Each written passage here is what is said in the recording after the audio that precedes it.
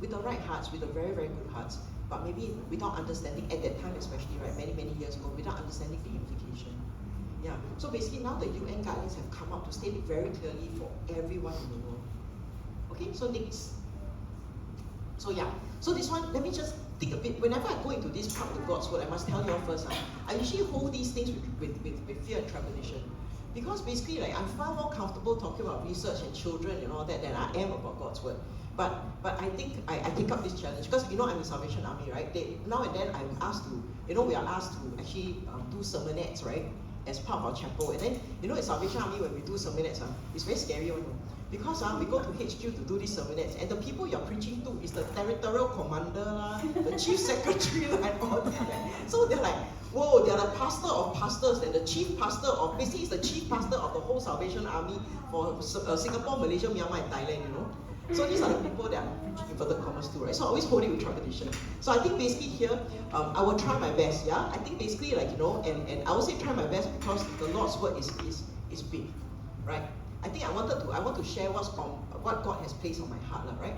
Okay, so next.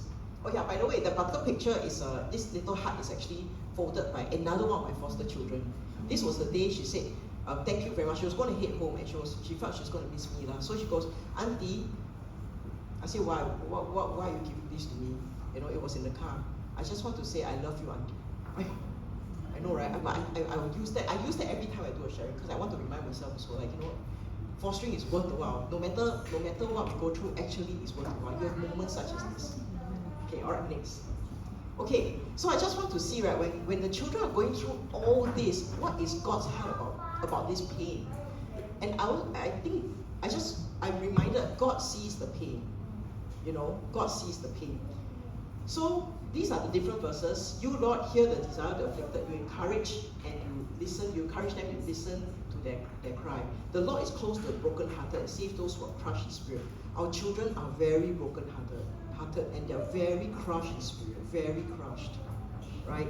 So, for in you, the fathers find compassion, and he defends the cause of the fathers and the widow. God's heart for healing and restoration is also found in Isaiah 61. So this one, God wants to give a crown of beauty instead of ashes, a garment of praise instead of despair. This is God's heart for what's going on with kids. You all remember the Megan case, right? The one on newspaper, the very, very sad case on newspaper. Yeah, so God sees. Right? So basically, God doesn't want that. He wants to give the garment of praise instead of despair. He wants to see restoration, something very different. He doesn't want to see their futures and their lives stolen, killed, and destroyed. He wants to see abundance, joy. And how do you do that, right? Next. So God's provision is through his people. I think the Bible is very clear throughout the Bible. When God acts, very often he chooses to act through his people. There are of course circumstances where he acts alone, he sets something to happen, right? But very often, most of the time he acts through his people. So religion that God our Father accepts as pure and faultless is this: to look after orphans and widows in their distress. And I just want to focus here, right? Orphans and widows, not orphans or widows. Because sometimes, right, when we do this work, either through like institutionalization or whatever it is, we end up separating orphans from widows, right? Correct? So that's not God's design also. So even when we foster, right, actually we only take into orphan, correct? Inverted commas. So usually I would suggest whoever takes up fostering, you keep an eye out also for the widow. Because they have needs too. Yeah. And then a father to the fatherless and defender of widows is God in his holy dwelling. God sets the lonely in families. His provision is through families. And let the children come to me. This one, let me tell you a little bit of a story. So, when I was in RPG, I worked in the rehabilitation, the children care service, right? When I was working, right, my ex-boss is actually Jason Wong. You all know Jason Wong, right? Jason Wong is the starter of the Yellow Ribbon, the famous guy. So it's like basically starter of Yellow Ribbon, starter of the Dads for Life movement, the fathering movement. Yeah, he's an amazing guy. He's very, very spirit-led. So one day while sitting there, we were talking, right? He says, then he shared with me a vision that God gave him when he was in Israel. And he said that, what he saw, it struck me very deeply, and I carried it with me till this day. It's 10 years ago he told me this vision. And he said this, what he saw was that children were in darkness. There was this bunch of children in darkness. And this darkness, what the darkness are, all those things that we talk about, right, in darkness. And then Jesus was in the light. And Jesus was saying, let the children come to me. But he didn't say in this soft way that we hear these nursery rhymes. Let the children come to me, all these little cute songs, right? But he said it in a very urgent manner. Let the children come to me, very desperately. Let the children come to me. And he saw Jesus reaching in the darkness and grabbing the children from darkness, bringing them in the light. Let the children come to me. Let them. So with that hit me. Until today I remember, let the children come to me. So what does fostering do? We open the channel. We allow the children to come out of darkness. It's powerful, very powerful spiritual warfare. Right? Let the children come to me. Okay. So next. So this one, I think like, you know, this God's provision for through his people is in this very concrete verse, right? So it's for when I was hungry, you gave me food. I was thirsty, you gave me drink. I was a stranger, you welcomed me. I was naked, you clothed me. Correct? It's very concrete. This is what we're supposed to do. We don't just talk about it, we're supposed to do it. Then it says, truly I say to you, as you did it to one of the least of these, my brothers, you did it to me. And the children are the least of these.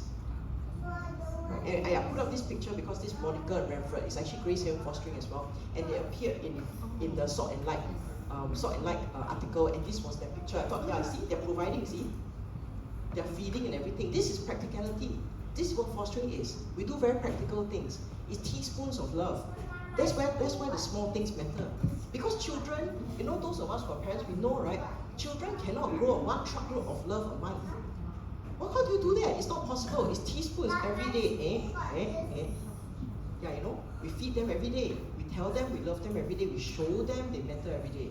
So through these teaspoons of love, they grow, and they grow wonderfully. But they cannot deal with truckloads of love. These children with abuse cannot deal with truckloads of love also. It's not like that. You cannot go and visit them and then, wow, you do beautiful party, then after that disappear. Right? That's not the way children grow. So this is how children grow. Dining table, conversations, you know, changing diaper, giving them clothes, getting them to school, getting them, like, you know, being worried about childcare, talking to them about their friends. This is how children grow, the boring stuff. But that's how we grew too, right? Okay, yeah, thanks. Okay, so why is this so important, right? So I was reminded when, like, you know, I spoke to Clement a few weeks ago, spirit of adoption, sonship. So you see, we never really belong in God's kingdom, right? We don't belong, we never did. So how did we suddenly appear here? Saved by grace, how? The spirit of adoption, divine adoption. You see, I'm just going to look at this verse in the one at the bottom now, right? So you see, the spirit we receive does not make us slaves so that you live in fear again. Rather, the spirit you receive brought about your adoption to sonship, and by him we cry, Abba, Father. We are adopted as well. And we are adopted to do beautiful things. We don't have to live in fear. Right? So basically, you see, and we can call God Abba, Father because of spirit adoption. So we can do likewise. We can allow other people to call us parent, father and mother, right? Yeah. Okay, next.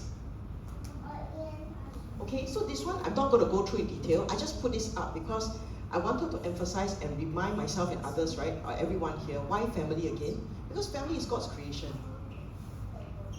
See, marriage is God's creation, and these verses and many more actually speak about God's vision of children growing up in families.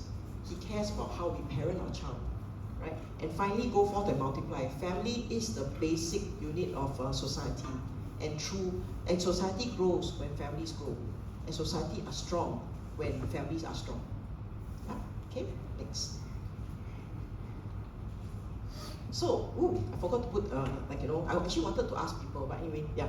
Okay, so basically, you see, I tried to put all various examples of family-based care in the Bible, you know. So, you know, this framework here, you see the green stuff and the titles, prevention, care, reunification. This is how we see the continuum of care for child welfare. When a child has to come in, we try to see what we can do to prevent, right? And then, basically, if the child can no longer stay in the family, we see what options there are to care for the child. And then when it's time to reunify, how do we help them reunify? So I was having this discussion with my husband, like, oh yeah, actually the Bible has got lots of examples of family-based care. How do we actually put this into all the different pieces? Then I was thinking, prevention got what? I don't remember any prevention. Then remember, what? God, Elijah and the widow and his son, her son. Because actually this is a very there are totally so many child protection risks in there. Because you read the story, right, about what happened with the widow and her son, right? So actually she's thinking of what? She's starving. So she's actually thinking of collecting the last bit of food, and then she was thinking of just making the bread and dying together with her son. And major depression, right? She's not even thinking of surviving anymore. She's depression, and she was dying with her son. So definitely child protection risk. So with that, what happened? God prevented that, right? Because imagine she died first, then who will have to take care of the child? Separated again, right? Correct? So God prevented that through food, flour and water that never runs out. So there are a lot of things we can do with prevention. I think this is a perfect example. Sustenance is one. Right? The next one is families who are not able to stay with their family, children who are not able to stay with their families, then what happens? Then I split the two, kinship care. Right? That means, children who went to kin, fostered or adopted. Because, in the Bible, the concept of fostering and adoption is a bit joint, right? So our Lord Jesus was adopted by Joseph. He's actually not Joseph's son, correct? Then the other one, Esther was adopted by her uncle Mordecai after her parents died. And then non-relative care, Moses was adopted by Pharaoh's daughter. So actually these examples show you that families have been the provision that God was giving to children who are not able to be with their own families. Practical examples. And then the last bit is purification. So were there any examples of children coming back to families? Yes, prodigal son. Well, this one is a parable, but it shows God's joy when the son was able to come back to the father. So it's a bit like us also. We are also reunified, right? So it shows it's God's joy that we are able to be that prodigal son to go back to him. Yeah. So okay? Yeah. So with all these different examples, I hope that it gives you courage that actually God is actually in this space. So for those of you who are thinking about it, who think that it's not so easy, I just want to share this verse with you. Because this assurance and I someone said this to me once again 10 years ago, it's stuck in my head. So I want to also share it with you. So this from Isaiah 58, 10 to 11. If you spend yourself on behalf of the hungry, now spend yourself is really give. Not spend yourself like little halfway and then after that comfortable, so it's not like that. Spend yourself, you're out there giving, right? You spend yourself in behalf of the hungry, satisfy the needs of the oppressed, then your light will rise in darkness. Yet your night will become like noonday, and the Lord will guide you always. And He will satisfy your needs in a sun-scorched land, and it will strengthen your frame. You will be like a well-watered garden, like a spring whose waters never fail. So if you are thinking of stepping on this space, you are stepping out, not by yourself. You're stepping out as an ambassador of Christ. You're starting out as sonship. You're son of God. So this is the kind of assurance that we have, right? So if you have any fear, you can put it one side because God is far greater. Okay? All right.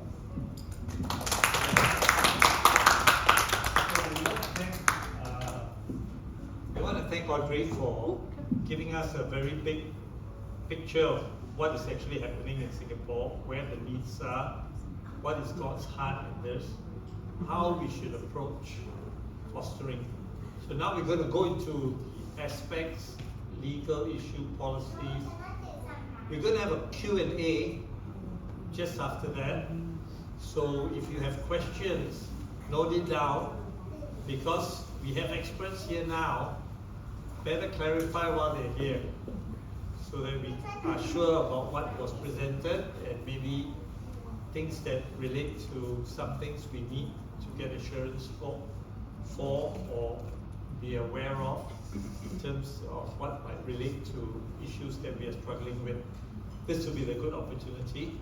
And I have Pastor Clement, who's an adoption lawyer as well, to come and share. And Dawn will be joining in to talk to us as well about all the issues related to what fostering looks like in terms of service, ministry, and what is recommended by the government.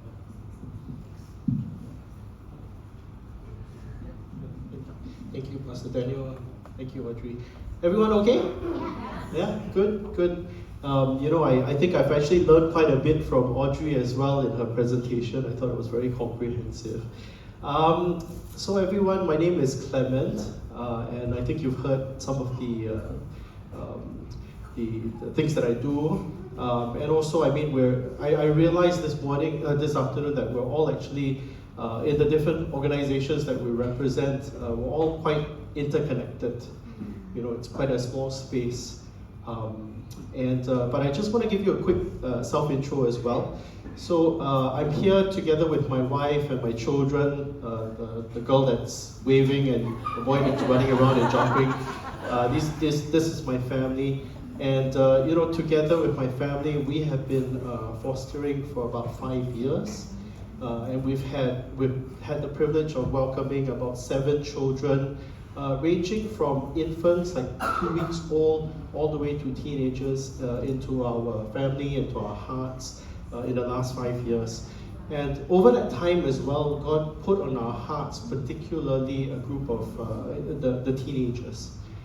Because we discovered that they're particularly hard for MSF to place in families. You know, and so, as I said, you know, 7 into our home. Currently we have 1 because the rest of them have either been reintegrated, because fostering is a temporary thing. So the hope is that we can reintegrate them into their families when their families are well, when the danger is, you know, gone. And also we have a few that, because we do teenagers as well, they may have aged out of the system. So they can't return home, but they can live independently, and there's some support also provided for them to be able to do that. So we've been doing that for the past 5 years, and it's been an amazing journey. It's also been something that has really stretched us, but also it has brought a lot of joy. You know, my children will tell you, you can ask them later on as well, they really love having all these older tiatias in the house. You know, so I'm here to introduce you to Home for Good. Maybe I can get the slide up. So Home for Good is a charity, it's a Christian charity that is dedicated to caring for vulnerable children through support of foster families. Okay, and we started about 12 years ago, and it started really as an informal group of Christian foster parents coming together, because as you heard from Anne earlier, you know, we really shouldn't be doing this alone. You know, God actually put us in community for a reason, right? And so we started about in 2013 as an informal group, and in 2023, 10 years later, we decided to formalize things. We registered as a charity, then we got IPC status, okay? And as I said earlier, the focus really is on supporting these children by supporting foster families, okay? So that's who we are. Can I have the next slide? So we have a vision as well. God put this on our heart, and it is to see a loving family for every child in need. And if you know, this is rooted in Psalms 68 verses 5 to 6, which says that God Himself is a father to the fatherless. And really, as I've done this for 5 years, I realized after meeting every single one of our foster children, they are indeed fatherless. You know, many of them are fatherless. You know, they may not have known their father, or their father is estranged or something. You know, so He is the father to the fatherless, the defender of widows. You know, and He is the one who sets the lonely in families. You know, because many of these children, they are lonely.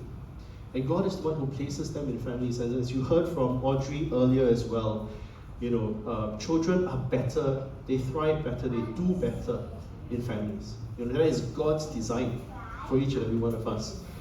This is also our mission. Our mission, as you can see, these 4 points. One is to make fostering and adoption a core ministry within the church community. Because, you know, if He is the father of the fatherless, if children are on His heart, and the suffering, the pain of children is deeply on His heart, then how does He do it? He does it through His children, through each and every one of us, through His church. So we hope to see that you know, fostering adoption becomes a core ministry in the church. It's something that the church you know, does, you know, as part of our community, as part of our life. You know, in fact, actually, and I don't plan to say this, but you know, the first church, the early church caught it. You know, they took in the children that were left out to be exposed to death, you know, to the elements. And it transformed their community, transformed the world. And that's what we believe God can do, He has done, and He wants to do. He wants to do in Singapore as well. So it's also to raise foster families within the church. It is to support and provide resources to foster parents. As I said, I mean, you know, Grace Haven is my foster agency, and they do really good support of the foster children. But we also see that the foster families, the parents, they do need a lot of support as well. You know, and that's where Home for Good comes in. We want to support the foster families. And then the last one is to assist families with children. So we are talking about the bio families here. Again, as Audrey mentioned earlier, right? We don't just focus on the orphans, we think about their families as well. Because God actually put them in those families, right? You know, and we want to see them better so that they can be reintegrated back into their families. Okay, the next one. So how do we do this? This is what we do. These are the 3 areas that we focus on. As I said, the first one is support. So we support our members. We have currently about 200 members in Home for Good. And what we seek to do is support them through this fostering journey with peer groups, with other resources, with training. Yeah. The other thing that we do is advocate. So we want to be a voice for the foster parents as well. So we want to hear the needs of foster parents and also be able to share them with and feedback to the various stakeholders so that the foster families themselves are also cared for, right? And then the last one is to inform, which is information sessions similar to this, you know, where we share with churches. Again, is trying to help every one of us catch what is on God's heart, you know. So these are the 3 things that we, the main areas that we work in. Can I have the next slide, please? And these are some of the programs that we run to support foster families as well as the children. So the first one is Mentor for Good. This is where we pair up new foster parents with existing or experienced foster parents so that they can be that person that you can turn to, you know, if you have particular struggles, challenges, somebody to kind of help you along, who's a little bit more experienced than you. We have Buddy for Good program, which is essentially volunteers which come alongside foster families. So we talked about the village, right? So, you know, this is others who can come alongside and support you through that journey, whether it is sometimes, you know, things like tuition, you know, things like transport, sometimes finances, these kind of things, just to help that family along as well as they foster, because it's a community effort. We have, Volunteer for Good, again, is to come alongside families. So the difference between the two is the second one, Buddy for Good, really is for people to also come alongside the children, build relationships with them, because these are relationships that can continue even beyond the fostering season, right? So when they get reunited with their families, they would still need support. And this is where the volunteers are helpful as well. And then the last one that we hope to do in time to come, which is called Allowance for Good. And this is, like I mentioned before, some of my foster kids, they've aged out of the system. They're living independently. But, you know, it can be a really scary thing, right? You know, 19 years old, 21 years old, first time out. There is some support, but we hope to be able to give a little bit more support to them as the need arises. So these are the programs that we do. Move on. You can find out a little bit more about us through some of the socials.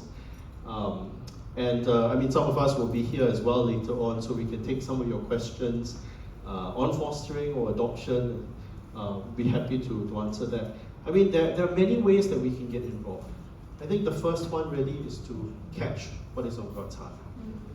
You know, because that's what children do. You know, he says to us, we're not servants, we're his friends, we're his children. And we really want to catch what's on his heart, right? And bring that forward. But also, so for some of us, it might be that God is speaking to us and saying, this is what I want you, my son, my daughter, to do. You know, this is how I want you to step into it. You know, fostering is not just doing a good deed, actually. It's really living out the gospel. Because just like Jesus, who stepped into our mess, we get the privilege to step into their mess. You know, to bring that love to them, and to really bring them to the Father. Right? So for some of us, it might be that. It might be to come into the space and to foster. For some of us, it might be just to come alongside another family. You know, one of the things that was said earlier was that if you look at the stats, there are about 400 over maybe 600 children who are in institutional care, right? And you know, we used to think about that and say that, hey, actually, if you look at the number of churches we have in Singapore, we have about 600 over churches. Now it's more. That's very simple math, you know. If every single church just has one family who's willing to take in one child and to have the rest of the church wrap around that family, the church actually can make a difference. You know, it's really, you know, in some sense it's simple math. It shouldn't be that difficult. You know, and I think that's what's on God's heart, right? So that's one of the things that we can do. The other thing, of course, is to pray, because as Audrey said, this is a spiritual battle. You know, God, the enemy has been targeting children since the beginning, right?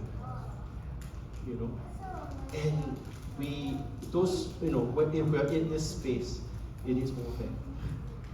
You know, so that is definitely an area as well where, you know, I believe all of us actually are called to come alongside, to get involved in this work. Okay, so thank you all. Thank you for the time that you've given.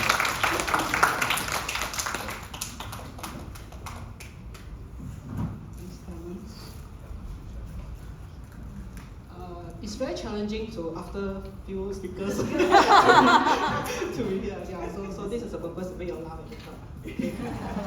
Alright, my name is Dawn. Maybe just a little bit of history. Audrey holds a lot of head now. I used to hold a lot of head in the past, okay, jack of all trades. I was a former police officer, so you all are very safe here. Okay, then I also HR manager and compliance in the both resort. It means the MBS and RWS. Yeah.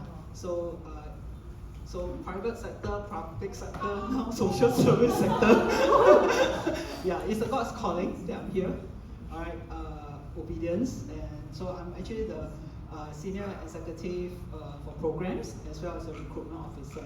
So I do programs like this. I also recruit and interview. So whoever apply will go through me. You know, I'll interview you, or my colleagues will interview you. Okay. The interview, I guarantee you, is not the interrogation one. Yeah, I'll go on the right hand. Okay, so just to warm up a bit. So okay, so I will go straight to commercial break first. Means the video. I'll let you. Janice actually got my photo from IG. I didn't provide that photo. Yeah, I was like, wow, how come she got that photo? Stop me. Okay, no. Yeah, so we'll go to the video, watch the video, watch it and hear what the criteria and all that, and I'll go into later. We have some Q&A questions where I'll give out gifts. Okay? Janice? Hi, I'm John. And I'm Jenny. And we're here to tell you about our fostering experience in hopes that you consider fostering too.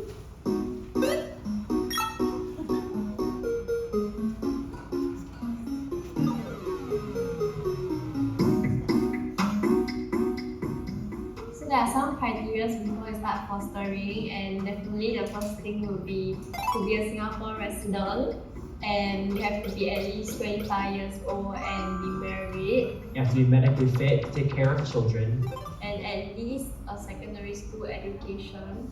Have a minimum monthly household income of $2,000 and a basic PCI of $700, and they should have experience caring for children or exhibit strong parenting skills.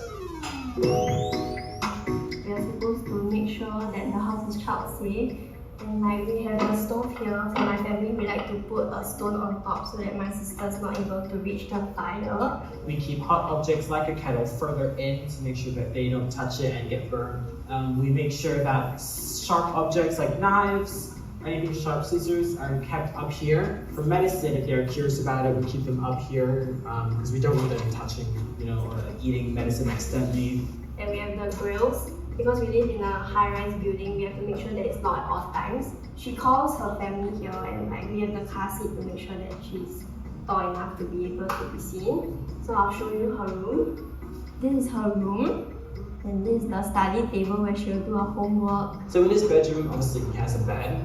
He has to sleep in it. You can tell she really likes her soft toys. This is from her mother. And in this part of the closet, you have his clothes. So his biological parents buy his clothes for him, but also we buy his clothes for him. We have her favorite bear because she keeps all her money inside, and my family likes to teach her how to save. And this is a times table where sometimes I would help her with her work and like memorize the timetable. Ooh, toys! Whole shelf of toys, and some of his favorites are maybe his cars. Hot Wheels are his favorite. Toys that we have collected from other foster families and my relatives as well. And then we also have his bedtime stories. And I usually just sit here every night or some nights and just read him a bedtime story. One of his favorites, personally, could be maybe The Big Race. So that is my siblings' bedroom and end of tour. Woo!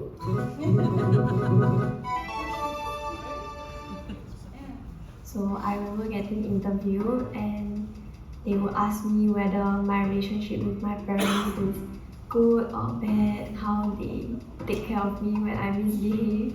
The interview was definitely a bit of a reality check for me because it really showed me how much of a big deal fostering is.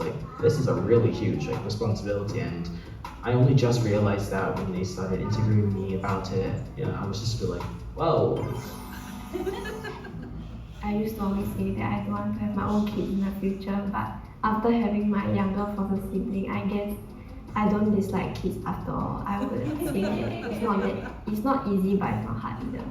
My foster brother would always go into my room and just touch my things, and I have a lot of posters in my room, so I do get scared he might touch it and rip it. So when you hear those little footsteps, I go I look back, make sure he don't do anything. But I do understand that at a young age, definitely for a 5-year-old, you're very curious about things around you. Definitely that patience, I feel is the number one rule of having a foster child in your household. It has been a great experience for my family and many others. So if you are interested in fostering, and I hope you are, scan this QR code on the screen to download the form and send it to gracehaven.fostering@smmsalvationarmy.org or call 88338-173 and they would be happy to assist you.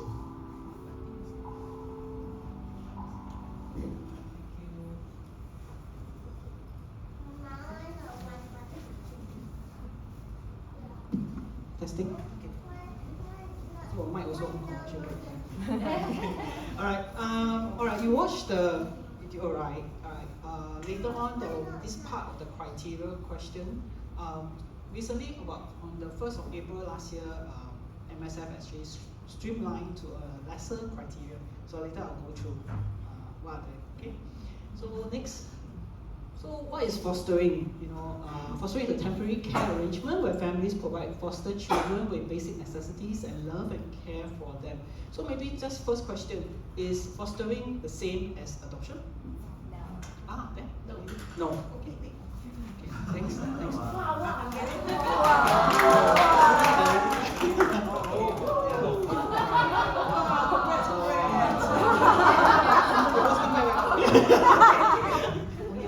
Okay.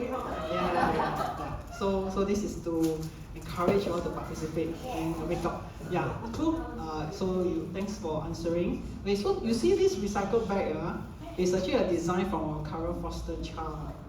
Yeah, she wrote her drawing, and then at the back she has her She also written some of her thoughts. Yeah.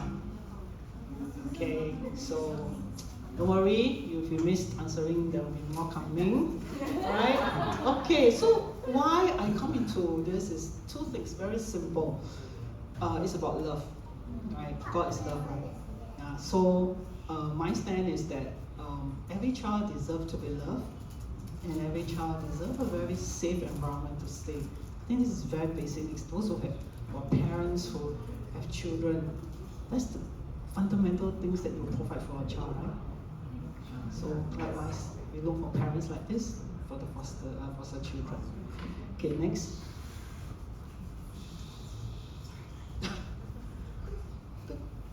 Okay, who are our children in care? All right, you see that there are abuse, there are emotional, physical, sexual, right? There are neglect, abandonment, parents with mental, physical illness, passing on of both or one parent, and then the parents who are in prison. Okay, so question, out of this list, right, which are the top three that the children are in our care? Get ready, boss. Price. Anyone? First one? Anyone? Any guess? Abuse. Yeah, I know abuse. Out of the three abuse, which is the one? Yes, correct. Wow, even supposed to say. Okay, second. I give a clue, a second line. Those answer you can answer. Oh, correct. Neglect, abandonment. Yes. Little, I think. Yeah. Okay, the third one, go back to the first line, one of them. Who? Give other people a chance. Oh, okay. And you don't have to answer accordingly. Alright, correct. Okay, give them a hand. Correct, Alright, yes. First is physical, second is abandonment, neglect, and third is sexual. Right? I'll spare you all the statistic. Okay. The numbers. Okay, next. Okay, so our home care landscape, you heard Audrey, you heard Clement, right? So I just give a touch base is that these children who need placements, first thing they go to is the kinship, right? That's the akong, ama, uncle, auntie. And if no, then that's where foster homes, foster parents comes in. And if no, then it's children's home. That's the one that Audrey and shared, as I said, we really want to reduce that number of being in the homes. Next, okay, go back. Go back. Okay, so question time.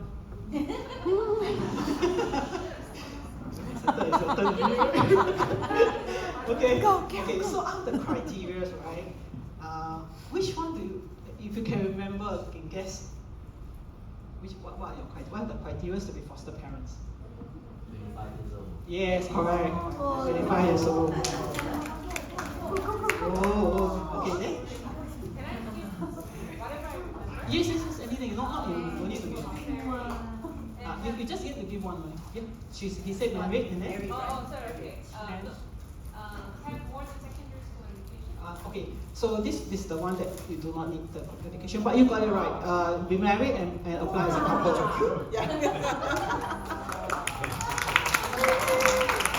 Anyone? Who else? One guess? Yeah? Oh, permanent resident? Not anymore? That is also taken out. Oh, really? Yeah. Income 2,000. Also taken out. Okay, but you got the income one. You got the income one, but it plays the 2,000 with another two words. Financially stable. Okay, got it.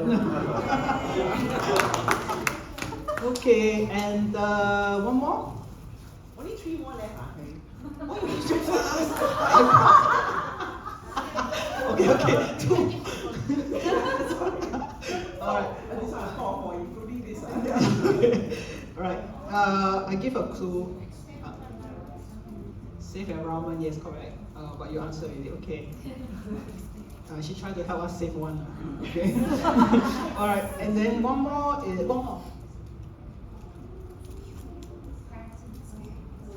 Not necessarily, it is, but it's a good try, yes. Yeah. Okay, Are we allowed to have physical punishment on the children? No. Yeah, but you got it. So, okay, the last one. Who haven't answered? You say Home safety. Oh yeah, Safety. Hey, Janice? Yeah, window grills. Yes, okay. So no physical punishment, and window grills. Correct. Okay, thank you. Thank you, boss. Last question. Okay. So show the next slide. Okay, so ensure that you and your spouse are married and apply together. Okay, and you and me at least 25 years old. Alright, are financially stable and medically fit to take care of your children. Will commit to not using physical punishment as a disciplinary action, right? And are able to install window grills for foster children below 13 years of age. That means those 13 years of age means the teenagers, we do not need to install window grills. How many more we have? Okay. What about window restrictors these days? Limiters, yes. The restrictors, right? Yes, If you don't put grills, you can put window Yes, it depends on the windows. Yes. Those kind Yeah, I was about to ask that. Okay, how wide the limiters are allowed? Between the range of 1 to 10. You mean how wide? Yeah. Yeah, cm. What do you think is the width? And then if you guess it right, you will get a prize. 1 to 10. The 10. Yeah, correct.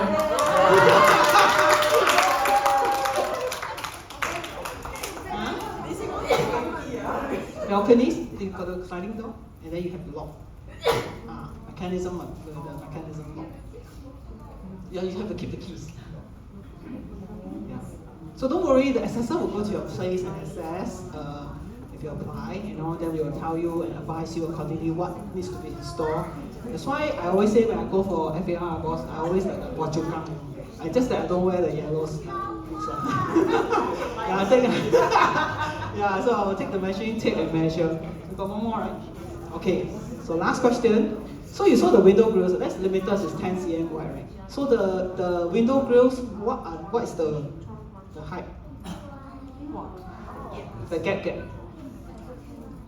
No. I'll give you the clue. 13.5 or 14?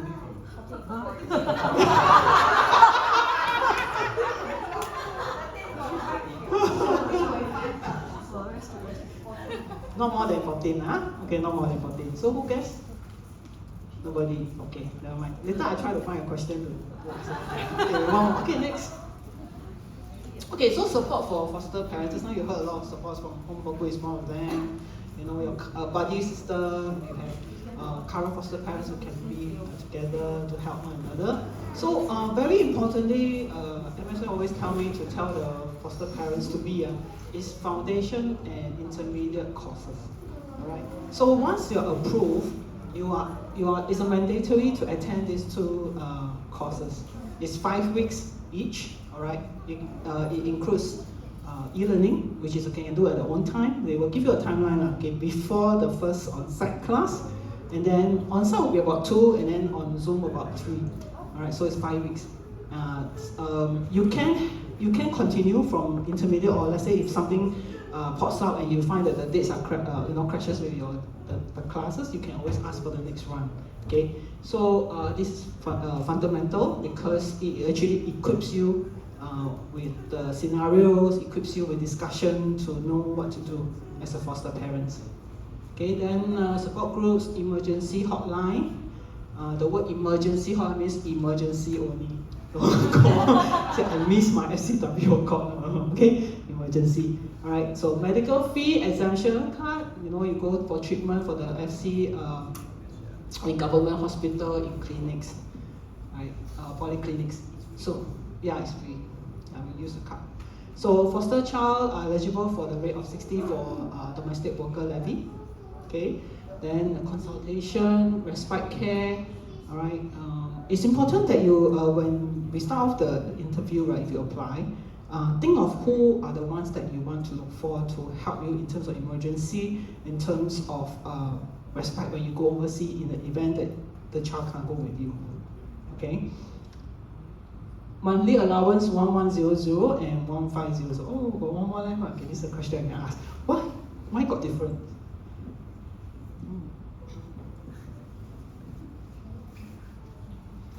Last one. Why got different? Not got to do with the age. Right? Don't know. Medical needs. Kind of, yeah. We're quite close. Yeah, okay. It's got to do, okay, so 1,005 is for the special needs children. Okay, you got your. Yeah, I got it. No need? Yeah, got it. Okay, I'll try to find another question. Okay, so infant child student care subsidies as well for both parents who are working. And then childcare leave, you also like your own child, you also have, for children 12 years and below, you have childcare leave. Okay, next. Okay, so assessment process. As I said, from 1st of April last year onwards, right, everything is online. It's called the VMS, which is volunteer management system. So you need to apply, create your account using a SIMPass, then you apply online.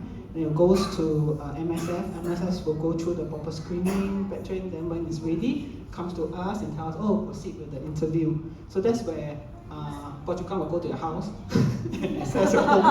Okay? And then at the same time, your first interview. Alright, but okay, before that, we will have a short call from us and ask you, so to prepare you what is needed, what's the whole process about 30 minutes or so. And then we'll go first visit, about 3 hours. So then the other 2 interviews, depending how fast the questions have been asked, you can do it to Zoom. Okay? And then once that is done, we'll submit your report, we'll support your report application. And then we'll go to the panel with the MSF personnel, all right? And then once it's approved, that's where you come back and then you will start to welcome kid, welcome. Yeah, they will go for training, the foundation and the intermediate, right? And then if window grills needed, you install your window grills, okay? Yep, then we'll match. Okay, you get to choose, sorry. I mean, in relation to what you shared before for the respite caregivers, right? What kind of training do they need? Say if you have a church and you have one foster family and they have like. Yeah, I'll come to it later. Thank you for the question. Very good. Thanks. I thought I had one more slide. Okay, never mind. We need volunteers too. We need befrienders, children, and for parents, so that the parents will have time to patrol, right? Like you got befriender, take care of the parents, and the foster parents will go and have their own time. We have a tutor. Who are teachers here? Anyone? No teachers, but we have what? Piano teacher. They teach piano. Okay. Transport drivers, you also need a lot of transport drivers, right? And but the criteria is you need your own car. Okay. And then event support like road shows, fostering open house, you know. So this is where you will come in as an event support. Okay, next. Okay, this is the one to answer the question. Everyone can do something. Alright, so to answer the respect, that's why during the interview, it's good to give a list of person that you think can be providing you support as a foster parent. So they will also be given, like you give the names, what's the relation to you, where they stay, contact, all that for MSF background screening. And you need to sign, the respect carer will need to sign a declaration form as well.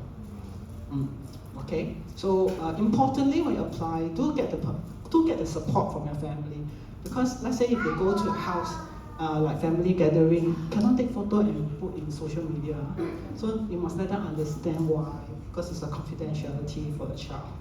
Okay. Yeah. So I think for my church, right, I have one pair of foster parents. So what they do is that the whole cell group are their respect carer. So very self-reliance. So I think it is aligned with what Clement has shared. You know, if one church have one foster parents and then all reliance, we have 600 or more foster parents and whole community of 600 or more respite carers, right? So it's very important. It's like they don't even need to activate the ICW when they go overseas or they need urgent emergency. The Cellco members help to take care of them and they can take turns, you know. So it's very self-reliant. Okay. This is what are the roles that you can help with the foster parents. Maybe also link as a volunteering for the family lah. Okay, next. Okay, you can actually take my name card, it's at the back. So you can contact me if you're interested.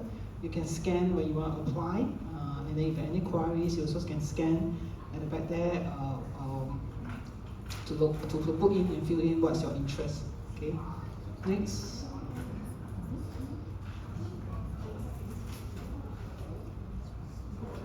Yeah, this is the one to you can scan and then put your particulars and then I'll contact you. Nobody take out handphone. Thanks, We know they'll share with us later. I know I have the physical one there.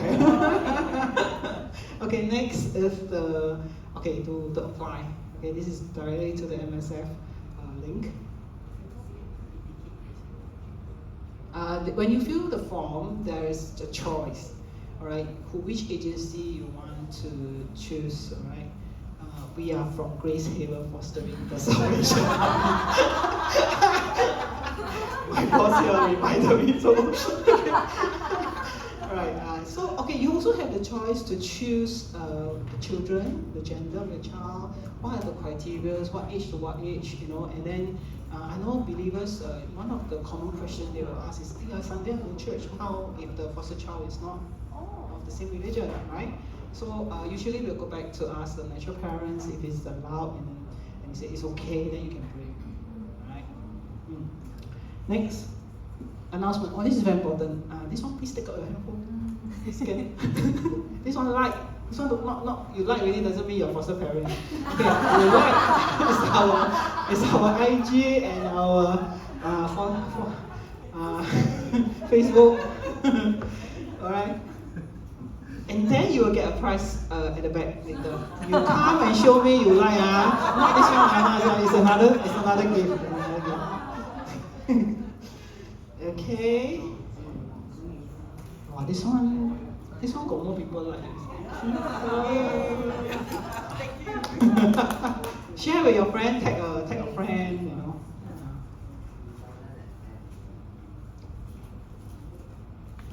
Thank you. Next, okay. Don't worry, the page also behind us. Yeah. All right, next. Okay, thank you.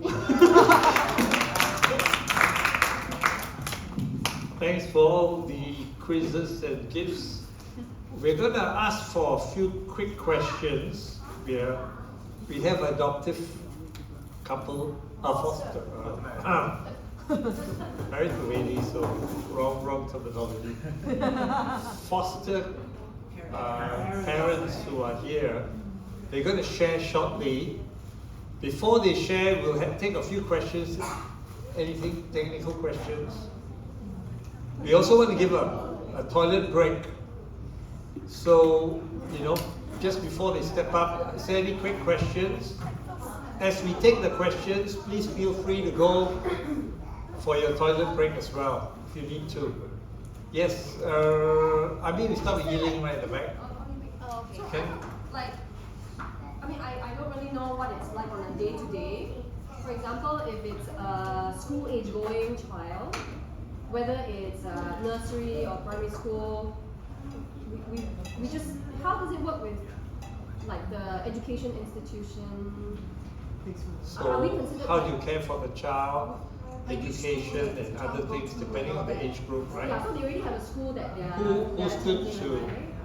And then, do you become the guardian with the school? Like the school, it will be communicated like, oh, for this season, the foster parent is the Because it's guardian. temporary. Yes, yes. Like, Okay, so it really depends on the case. I mean, that's the typical answer we give, like case to case, right? But I think, like the concrete examples, the concrete thing is that, let's say it's childcare.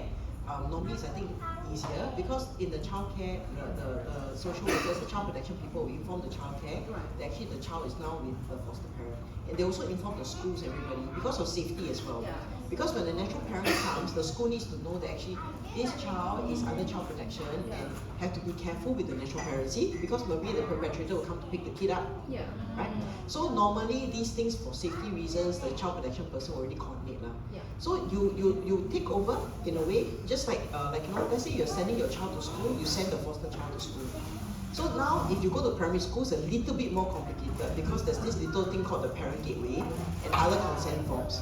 So usually for the parent gateway, the child protection will have to go and work with the school, right, to get the foster parent into parent gateway.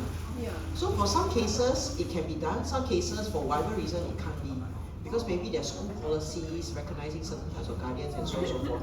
But either way, right, in the school, they already recognize that actually the foster parent is the caregiver, is the person they go to. So they will usually contact the foster parent for all matters. Because for the natural parent side, the child protection has said not safe. Yeah. So that's pretty much. So on a day-to-day basis, they operate like normal kids. They come back with homework, they don't do their homework sometimes, they do their homework sometimes. They got problems in school, mommy, he pulled my hair, that kind. Yeah, so it's the normal day to day. Just a very logistical question. I think we might stay in the east, and then the child school is like all the way to the west.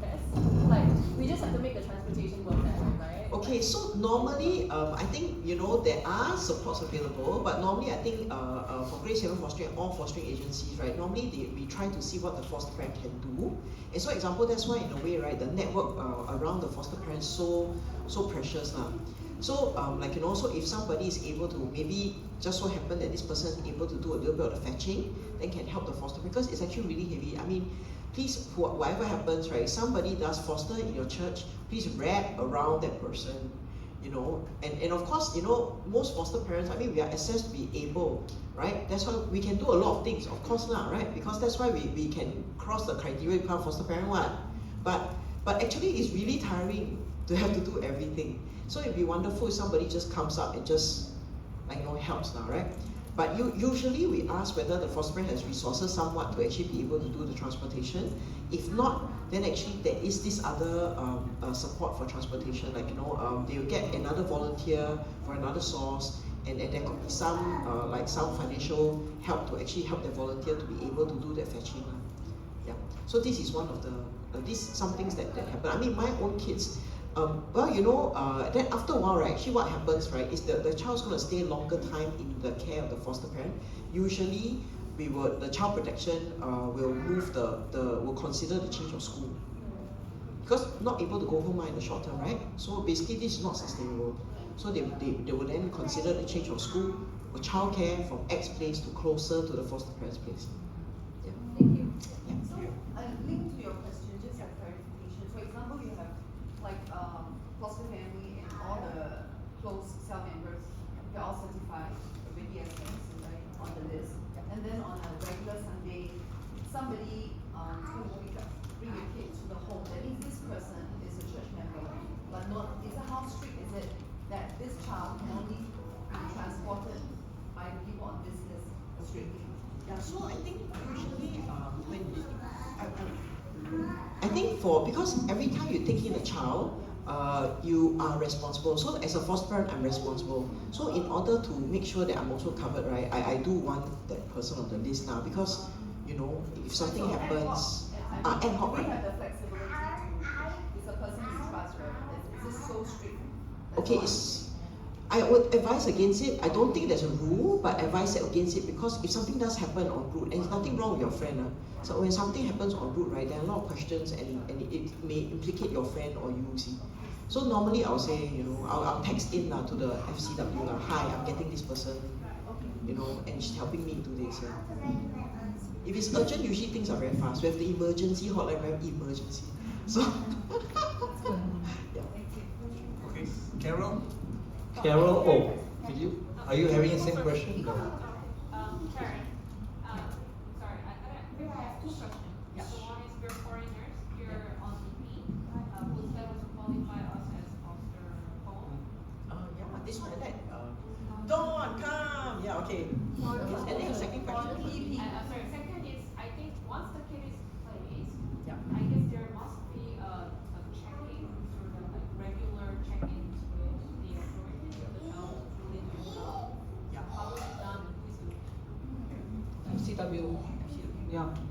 So, foster care worker.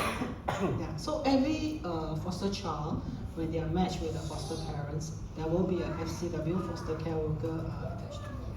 So any question, be always in communication. All right. Maybe find that there's a hurt or fall, let your FCW know. If there is concern, also get in touch with FCW. They will arrange with the foster parents home visits. Okay. Yeah, sorry, because we're you're foreigners. Okay, so earlier we saw the slides. You may see that it's not inside, but previously, so long you are Singapore residents. So Singapore residents is not only just Singaporean PRs, as you also can hold employment pass. Okay, and you are here not just for a while, because otherwise your application you apply is approved and you bye-bye and back, you know. So it's important that you do stay here. Okay. Yeah. So I think just to add on the FCW point, right? Actually, the FCW is a very close partner in any fostering. Like I have an FCW, because of conflict of interest, my FCW is in Epworth. I'm under Epworth in that way. And I think Clement and I think Isabel's here. Yeah, Isabel, and we also have, we all have FCWs. I don't know about your feeling, but my FCW is a very close partner to what we do now. So I think generally if there are any concerns, just let your FCW, because it's like a partner, almost like I treat almost like a family member in this little thing, you know. So I'll say, hey, she said this about school, or she's like, you know, very troubled by this. Of course, I mean certain key things lah. So fall lah, got bruise, all quickly go and tell the FCW, because anything with harm, any physical harm, is quite the child protection system is very sensitive to this, because they come from physical abuse and all that, right? So basically very, very sensitive. So if it's an accidental fall, provide the facts, give it to them, so that if something happens, once again, people don't start to wonder, is the foster parent doing something strange? So I think the thing about being a foster parent, we always have to bear this, you know. Like sometimes, we are open to scrutiny, right? Because the system has to do it this way. But most of the time we have nothing to hide because we didn't do anything, we know, and if there's nothing to hide, the system understands. Right? Okay. Harold? How do home visits work? Because sometimes they visit their family, right? Or does it happen during? Oh, okay. I think maybe now I'll just let my other foster parents because spread it around, because they got a lot of experience too. Hello, Isabel. Hi everyone. Hi, thanks for having us. We are Isabel and Chansing, and we came from the east because our home church is in the east. But thanks for having us today. We don't have any slides, we don't have any pictures. Oh, we have pictures! Wow, thanks! Okay! So, wow, amazing. Thanks, Janice. You are a real sleuth. Okay, so this is our family. For security reasons and privacy reasons, the front-facing pictures are all blurred out, and I have to be very creative. All the names also, just in case people zoom in and can see their names, I also have to find like different things to cover it. All these pictures were taken actually from either Zao Bao or our Instagram page. Later we'll share with you the link. I run an Instagram account called Mother of the Motherless. And the reason how this whole thing came about was that in 2013, I was watching a secular documentary on Channel U. And I was in tears and I was crying, grieving over like homeless children in developing nations. And I just saw this phrase imprinted in my mind, Mother of the Motherless. So I took it as a call from God, right, to do something related to adoption next time. Okay, in that time, I was only 21 in 2013, and so I didn't know about fostering and stuff like that, but I just knew, okay, Mother of the Motherless, then what then do I do with it now, right? So back then I was already serving in Sunday school and all of that, so I just took it like, okay, while the parents are having church and I'm looking after these crying babies, they are motherless for a while, I'll take care of them, I'll be the mother of the motherless. And then later, where we met in Batam missions, when we did monthly missions, then we looked after orphans and stuff like that. So I was like, okay, this is me appropriating God's call in this season, right? Being a mother of the motherless. when fast forward after he pursued me, we had some difficult define the relationship conversations, and then there was one day really, you know, I was at home doing my own business, and then he said, "Can you meet me now?" And then I was like, "Okay, are you going to ask me to be a girlfriend today, or what's going on?"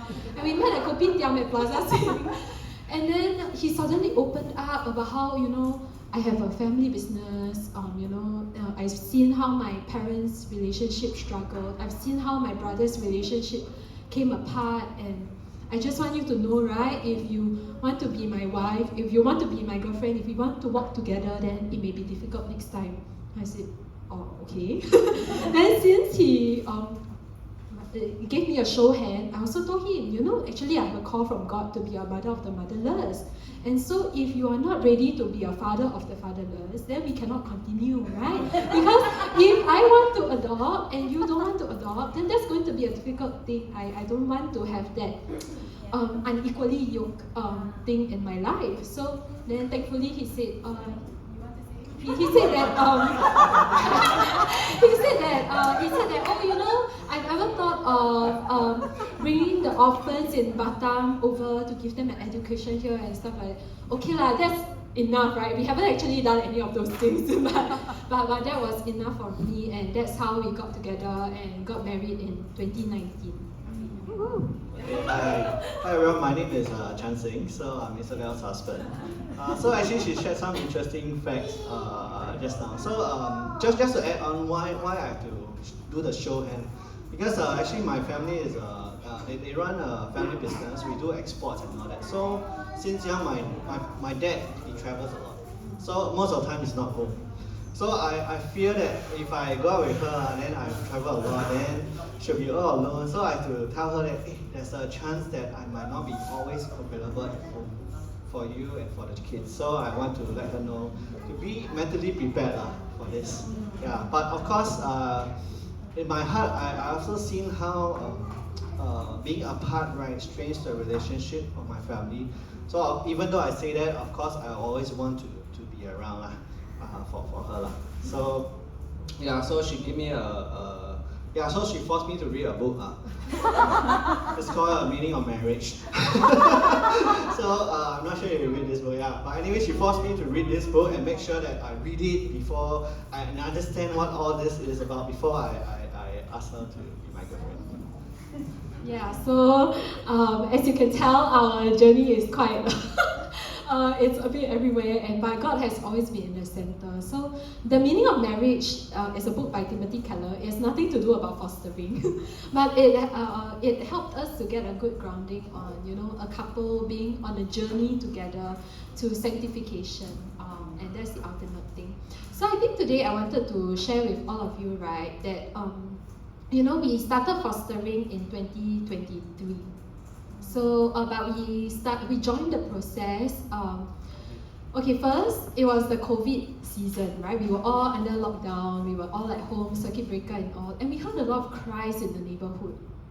And then at the same time, there was a lot of news reports about the rising numbers of child abuse cases, neglect cases, and in recent years there have been quite a number of big sensational news about this that brought all this to attention. And a few years ago at different events, we've also heard about fostering here and there. That kind of just left an impression. And then just now Pastor Clement mentioned about, you know, about every church, if they have one home each, then actually there will be no children in the children's homes. And that was one thing that we've heard from Pastor Norman as well, when he ran this 100 Homes campaign. So we watched a lot of videos by 100 Homes, you know, cried a lot of tears and together. But at first it was just me, right? And then I sent the videos to him. I made him watch it. I made him like, you know, but he wasn't ready. It was me first. And then we had a lot of talks again, like, hey, why not, and all. Right? Then it revealed to me that actually, because I'm a teacher, but I cannot wake up in the morning for nuts, okay? And so when I was in my parents' house, I relied on my dad to be my alarm clock. When I got married, I relied on my husband to be my living alarm clock. And then he felt that, you know, if if he has to wake me up and then wake the kids up and take care of all that, he just feels like it's too much stress for him. But then I felt like, okay, if that is the thing that's causing him so much stress, and if that's the thing that is standing between us and doing this fostering work, right, then I better buck up lah. So I decided, okay, you know what, I'm just going to try my best, and I learned how my body works, and okay, be able to take care of myself. Then after some time, then we talked about it again. And in between, we attended a lot of tea sessions, such as this, right? A lot of information sessions. We got the chance to ask questions. Chancing's most critical last question that he asked during one of these tea sessions was, must one of the parents be a stay-home maker, a full-time one? And then they said, no need. In fact, got subsidies for after-school care and all of those things. I think this address your question just now when you ask, what happens on a day-to-day basis? Like, what happens to the child? So for us, actually our 2 children are primary school going. Yeah, because I think for first-time foster parent, because I think babies will be a bit too hard, so we decided to go for school children. At least in the day they will be in school. Then, but what happens in the evening? So what we found out from other foster parents, actually they put them in student care centers. So student care operates until 7 and all that. So after that, after work, we can either pick them out or arrange to transport them back to our house. So actually our hours of caring is after hours. It's only after everything done, we come back from work, evening, then we have dinner with them, when we spend some time with them. So actually it's not that hard of a burden or so-called to take care of them, because the hours with them on weekdays, especially for school-going children, is actually very short. Because by the time they come back after student care, it's almost like dinner time. Then they have to sleep early because next day they wake up like 6 something. So it's like between 6 to maybe 8:30. That's the time frame we have. Then we have to make sure they go sleep. They have enough rest. They can wake up for school tomorrow. Yeah. So the only time that we get to spend with them longer is during the weekends. Yeah, and then so we got into the process of applying in 2022. And then just now, like what Dawn and Audrey said, right, the interview is really not an interrogation session. In fact, after the interviews, it was 2 sessions of 3 hours each. But at the end of each session, we just felt like, wow, it was very good. It was just talking like that, right? And time just flew by and it didn't feel like 6 hours altogether. But also at the same time, during the interviews, it was a chance to clarify a lot of things. The interviewer will actually give different scenarios to help you to prepare. Okay, what will happen if this child comes back and is very angry and dysregulated and throws your most precious thing and it breaks, right? And then so you are really forced to confront together with your spouse all these questions about your values. As a family, what do you value? Do you value possessions more than relationship? Do you value the beauty of your house more than the child in front of you? These are important things to think about. And it's a very real day-to-day thing. So that happened, and then we went through our house check, everything. So we went through the first training, and we finished it, I think, in November 2022. Then after that came the long wait for the placement, because all this time during the info sessions we heard like the grade is need, the need is there, and yeah, the need is great, sorry. The need is great and all of that. And then so we were waiting, how come no calls yet? Huh? During the foundation training, we heard that some of our classmates already got matched, you know, and then they were foster parents already, even while having the training. So we waited and waited and waited, and then finally in January 2023, there was a call, right, to tell us about these 2 brothers who are in the children's home, right? So they are 2 out of 4 biologically in their family, and they are the 2 left in the children's home. And then, of course, then the MSF officer asked, you know, but we know that you haven't fostered before, so we are not asking you to take 2, but you can consider taking 1. But after finding out more information, so it's a very two-way thing. You always have a chance to clarify, right? So we clarified with them, and then we found out that even though they are 2 years apart, they are attending the same academic level. Same class. Yeah, because the shorter boy, he's actually The older brother. the older brother. So he has, and this was not disclosed to us before we knew him. Like he showed up at our door, and then we were like, this is the older brother. Not quite the same as what we imagined. So we discovered that he has this achondroplasia, basically dwarfism, and he is shorter. He is academically not so strong. And so we discovered that they were attending P3 back then, right? And then they were classmates. Then we said in our hearts, wow, I know it's going to be a stretch, but there's no possible way that we can split them up further, right? Can you imagine if they both go to class and they see each other, but one is in foster home and one is in children's home? That's just devastating, and we couldn't accept that. So we said, okay, you know what? We'll just take both. Leap of faith. It was our leap of faith. Yeah. And the amazing thing was that when we opened up our homes, we opened up our hearts to receive them. God's blessings never stopped coming. It turned out to be a great blessing because we could teach them together. They were each other's company. We could teach them how to be brothers. And this was one of the things that we realized, that if we take it for granted, that family units know how to teach their children to love each other.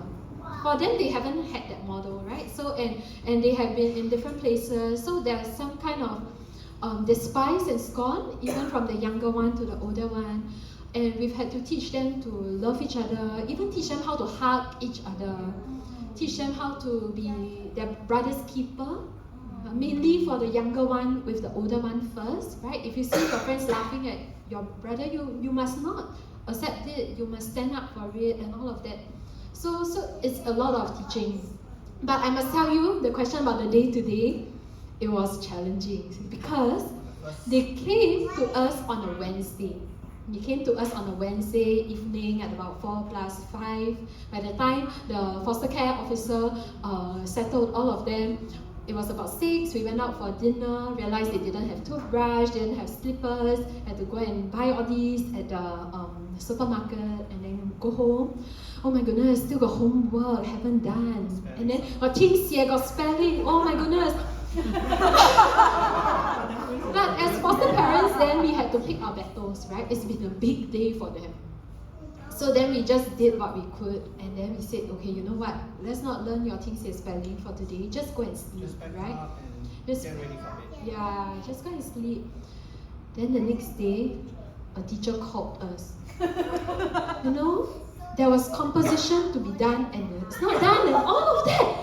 And I was so mad, and it wasn't a call, it was a text message. And I'm a teacher myself, right? So I came out from class and I saw that message and I was so angry. And then I told my husband, I told Chansing, I cannot have this conversation because it's too difficult for me. I'll just be really mad. So then he had to be the diplomat and said like, okay, you got to call the teacher to explain what's going on and explain that this is really not the priority for these children now, right? So as a foster parents, we have to be prepared to fight battles on behalf of the children who cannot fight these battles themselves. So he had a conversation, and then the teachers understood, and then we also later on understood from the foster care officer that, the reason why the teachers are coming down like that is also because the parents and the school haven't quite had a good working relationship prior to this, and so they kind of just took it out on us lah.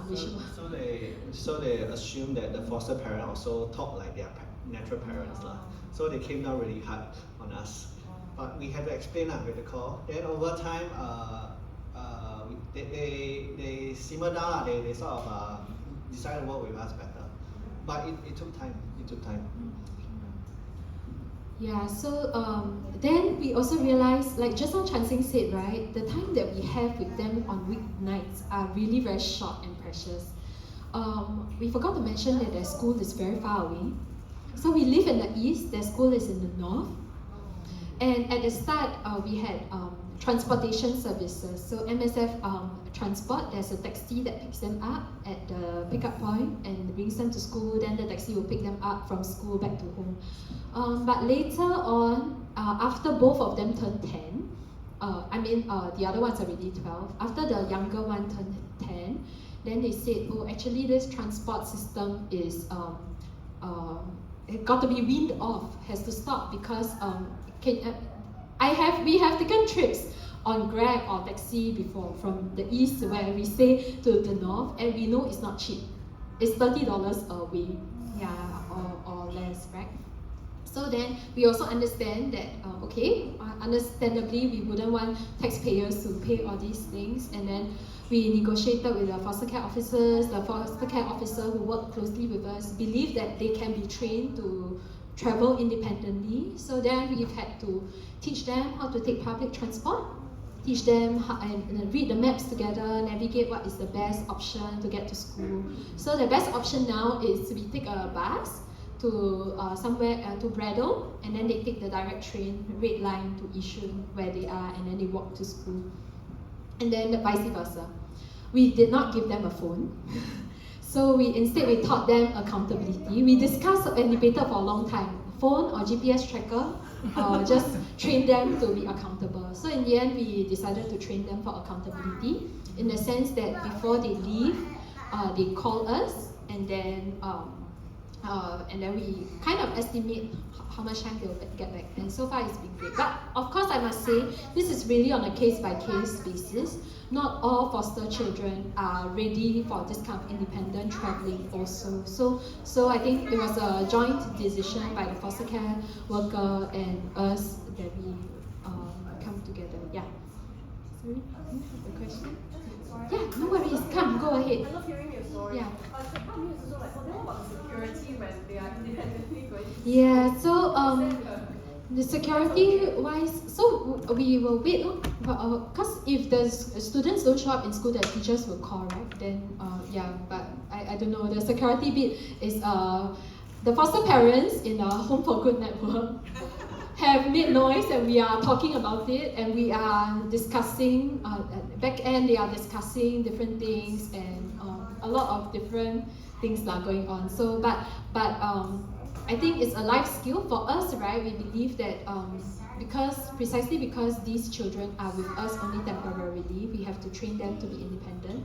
But of course, it's been after 1.5 years, almost 2 years, before this decision was made. So by then, everyone who are stakeholders have seen how they are responsible, they are accountable, they have different qualities in them that make us feel confident that, okay, this is possible. But of course, at first the mommy worry is real, right? Like, then we'll just follow them from the back and make sure that they can do what they are supposed to do. Yeah, I can totally understand, right? Like basically sending a kid 10 years old across the island. So I mean, maybe I can share a bit of my experience now. So I had several kids that ended up having to do independent travel. So when we first started, actually I got my FCO. My FCO was from Epworth to actually see whether we can have a volunteer come in. Sometimes the FCWs do it themselves. Sometimes they bring the volunteers. Then usually that training we do it during the school holiday and make it like fun, like Amazing Race, you know. Like, okay, how do you get to school? Amazing Race, go there, take photo, come back, you know, that kind of thing. Yeah. Then if you do it, you get some money, and then after that you can go and buy ice cream here, take photo, come back. Yeah, that kind of thing lah. So we try to do it a bit more fun so that they also can learn, and they find that actually this independent travel is something that is a skill building thing. So can a 10-year-old actually do that? I think most 10-year-olds, I think yes. Some of our 10-year-olds not ready. So basically for those who are not ready for whatever reason, it's a discussion between the foster parent and the FCW to see whether something can be worked out. So normally I think that, you know, at least for MSF, the line is going up, I think. You know, they're still discussing, they're not very sure yet. So I think they're getting feedback from various people. Home for Good and Grace Haven Fostering and other people are actually giving them feedback.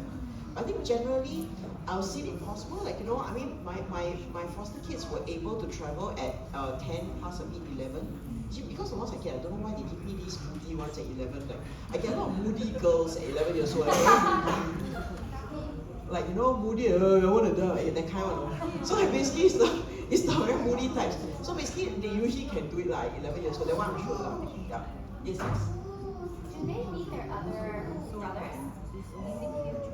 Alright, so at the beginning, they were with us fully. Then later on, as their family situation improved, they started to have excess time with their biological parents. It was a Saturday, before the home leave, Saturday afternoon. They spent a few hours together at MSF. Right? Then later, when they improved further, they stayed overnight at their parents' house for Saturday night until Sunday, then they come back. So it's a very progressive, there's a progression. Because we also don't want to throw them back to the parents like that, and then the parents, and then so there's always a dialogue. And then as foster parents, then our duty is also to let the FCW, we call it FCO actually, foster care officer, but FCW for foster care worker, same. We tell our FCO that, you know, hey, this child has come back, this one has such deep eye rings, and the other one fell sick, and then we give feedback. So then the FCO will work with the CPO, who is a child protection officer, who looks after the family, to give them parenting tips, or like find out what's the concern. Or sometimes they come back and then they say that their younger brother beat them or scratched them, there was a deep cut, we take photo, we update. Then slowly over time, they increased that slowly. It was a Saturday to Sunday, 2 nights, and then later it was a Friday to Sunday. Then slowly they stretched it to Friday to Monday. And then now they are actually staying at our place only for 2 nights every week. So they are making good progress, and we feel in our spirit that they should be going home this year. Yeah. Just to share some context, so we mentioned FCO, CPO. So actually when you have a foster child assigned to you, so the FCO is the foster care officer, we call it. So they'll attend to the foster parents. Then the child protection officer will be the ones attend to their natural parents. But both of, so for ourselves, we don't talk directly to their natural parents. So we all communicate via the 2 officers. So the SCO will talk to the CPO, relay our message, and the CPO will relay their message to us. So everything is between the case officers. Yeah. So we don't mingle directly with the natural parents. So just 2 weeks, just the week ago, the older boy, the shorter one, he had a surgery. So he has a lot of tissue in his airway, obstructing his airway. So he just had a surgery to do that. But to do that, prior to all of this, I had many medical appointments together with him at KKH, and we are given childcare leave, so we can do that, right? So I went to the ENT doctor with them. It came to a point where the doctors also know me. They say, I don't want to waste your time, because this is got to do with the surgery. If the next appointment that I give you, the natural parents cannot come, the biological parents cannot come, then you should call us and let us know so that we will reschedule it or something, so we don't waste your time. So also there is that community going on. There's that helping and partnership, that cooperation. So the CPO, we feedback to FCO, FCO to CPO. CPO managed to get the parents to go for the ENT clinic, to assessment, agreed to the surgery, just had the surgery previous week. So then now the older brother is in the care of his parents for the recovery period. And then we are discussing what happens when his recovery period ends, whether he comes back or whether he goes home already and stuff like that. So it's it's like a dance. Foster care is like a dance. There are times and seasons, and the seasons keep changing, and we just have to learn how to partner with the Lord for the different seasons. Yeah. Okay, so for those who you are wondering, I mean, just now they share about if you can actually choose the criteria, the kids that you like maybe a baby or tots or primary school going. So, but just to let you know, I mean, they can follow that criteria as best as they could, but of course you cannot choose the child that they give to you, depends on the needs. So actually for us, we also didn't know the older one came with special needs as well. But I think just to let you know, once you make the decision, let's take them before our heart, because actually it's very traumatizing for a foster child to come into the family and suddenly have to change, get removed and change again. So let's try, I mean for us, we told ourselves not to do that. So whoever accepts, we will accept it as they are and take care of them as best. Yeah. So they have a younger brother who was an older sister, and the younger brother was fostered out first, right? But then he had so many disrupted foster placements that he ended up having to go back to a boys' home. Yeah, so and some of these reasons can sound quite petty to us. For example, the first foster family they went to, but of course it's different but legitimate concerns of the foster parents, right? The first foster parent couldn't stand that he kept bedwetting at night. So sad, right? So they didn't even give him further chances, but they told the foster care officer he cannot accept. Then he had to leave and find another home and a lot. So a lot of times it's trauma speaking, like what Audrey was saying. And actually when we go through foster care training, they do teach us how to deal with these trauma. It's always not the child, it is something else that the child had experienced that leads to all these things. The younger boy also had a season of bedwetting.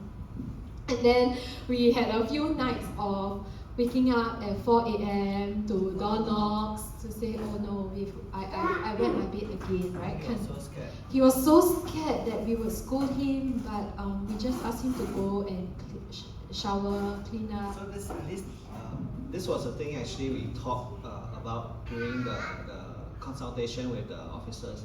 So we also discussed bedwetting, what should we do? But we agreed, okay, we should never scold and all that. So when it did, so we prepared ourselves mentally. So when it did happen, we do it in a very calm way, so as not to cause further trauma. Because I think the younger one was actually when the first day they came, they were so scared because it's a new environment, new place, and all that. So they needed us to sit with them until they fall asleep. And then the older one even asked us to check, is the door, he asked me, is the door locked? Then I said, it's locked. He said, can I check? I said, then okay. Then I followed him to check the door, the front door, make sure everything is locked. So there are a lot of fears and traumas.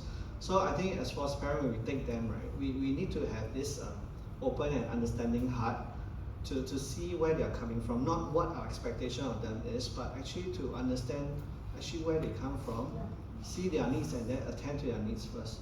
Because only when we fulfill these needs, right, they feel safe, then we can slowly impose some of our boundaries and our structures for them. But if you suddenly come in new environment, new people, new place, and everything, and then you still new rules, you come here must do this, I think they will also break down. So I think it's important for us to be aware of this. Yeah. And then also, they came, so just now earlier I was about to say, they have such a short time with us, right? And then they came back from student care in the evening, and then they tell us, oh, I haven't done my homework, I haven't learned my things yet, I haven't learned my spelling. Then we asked them back, so you've been at student care for the whole afternoon, what have you done? I play with my friends. Then we say, okay, that is the first thing, right? Then we had to teach them, okay, from now on you cannot do that. We have a very short window of time. You cannot expect us to teach you and do all these things with you at night when we are also drained after a long day of work, right? So then we taught them study habits like that. And then as student care, these are the basics you must do. Finish your homework, ask your friends, ask your student care teachers if you don't know any questions, learn your spelling, learn your things here. Then come back, we check. So those are some things that we've had to slowly put in place. Yes. Go ahead.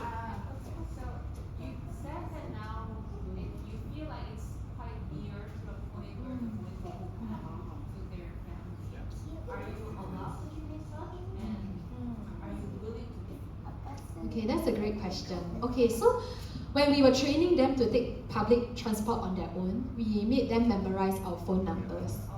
So they know our phone numbers. So if they get lost, if whatever, they are taught, we have taught them how to look for safe adults, safe looking adults, whom they can borrow a phone from to call us, and then we can help them. So And all that, they can go to the control stations, ask the officer and borrow a phone, and which they did a few times as well. yeah.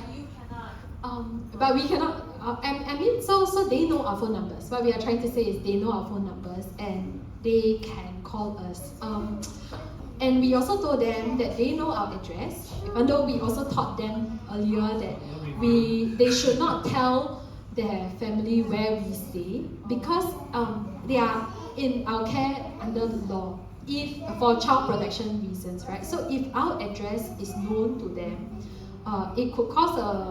it could be a safety concern for the child, for the children. So then they may be removed to place into another foster family to ensure their safety, right? So they were also taught not to say that, just keep it to themselves. Then, so we told them, now we've been having conversations to tell them that our doors are always open to them. If they need our help next time, they can call us, they can visit us, and things like that. But we haven't gotten there yet. Yeah. Because usually, I think different cases, once again, is case to case. So basically, if the case is safe, actually, like, you know, what many of us do also, is that we get to know the natural parent. So for many cases, it looks like you don't do a handover, right? So, but then actually, it looks like, you know, there's that relationship didn't have opportunity to build. But many other foster parents, actually, they've got handovers. So when they have got, like, you know, maybe supposed to hand over the child on a Friday, 6 p.m. at a particular MRT station, correct? So the foster parent will go to this MRT station with the child and then hand over to natural mom or natural dad. So at that point, usually, like, you know, it's a very good time for us to strike up conversation and build relationship. Hey, how are you? Then they say, by the way, your child is very good at this, you know. Don't say about how bad. It's like, always start with the good lah. Yeah. So yeah, it's very good, you know. Actually, the child remembers you very well, because usually when we deal with natural parents, right, the natural parents usually will have a very insecure, because they are the dysfunctional one, and you're the functional one, you're better than them, right? So usually, like, you know, when we build the relationship, we are sensitive to that. So trying to help them and say, hey, can you tell me a bit more about what your child likes to eat? You know, so that we can prepare and everything. And then we find that a lot of natural parents actually love their children. They love their children, they worry about their children. Just that for whatever happens in their family, they just can't cope. So I think if the relationship is built, even after reunification, actually it's much easier to keep in touch. So example, like, you know, I've actually fostered 7, right? So I'm in touch with all except one. Yeah, all except one. I know all the parents. Like all the parents. So basically, like, you know, one set of parents, because I fostered 3 from this family. I know her so well. She's texting me every day. Not that I'm not sure that's a good thing, but anyway, she's texting me every day. Like even now today, and she's also part of our BFF program, Befrienders for Families program, that has befrienders to actually support reunification of children. So yeah, so basically, and then she went on hard times. When she went on hard times, I think my husband and I, we decided to rally our cell group to actually like send groceries to her, because she actually called me one night, and because I became like a befriender to her, right? She called me one night and said, Audrey, I don't even know whether I can feed the children. I don't even know whether I can. I said, whoa, I mean, okay, you can't feed the children, the child's come back to child protection again, right? Remember the Elijah and the widow, right? So we gotta, if I can, as groceries, we can afford groceries, can't we? So we just send groceries twice a month to them. And that meant so much to her and the family. So after a while, I got to know everybody in the family as well. So the older brother would be like, Auntie, can you please pass miso? Because he was working at a Japanese restaurant. So I said, we can cook miso and udon. So maybe you can give us some udon and miso, then we can cook ourselves. Yeah, like that. So things like that, yeah. So they come to my house every Christmas. So we have this principle that every Christmas is a time we have an open house for all the ex-fosters. So 24th of, and then we bring them all to church now. All the grouchy, all. So you see, Audrey with the grouchy group across in the middle of the church. They're all going because Auntie Audrey says that you have to go to church for Christmas, but actually they don't wanna, you know, like that kind of look like, there you go. So for us, because we haven't had the opportunity to do that, when the older son went into surgery, then there was one cell group member, because we also told our cell group members, please pray for H1, we call him H1, and like he's going for surgery and all. And then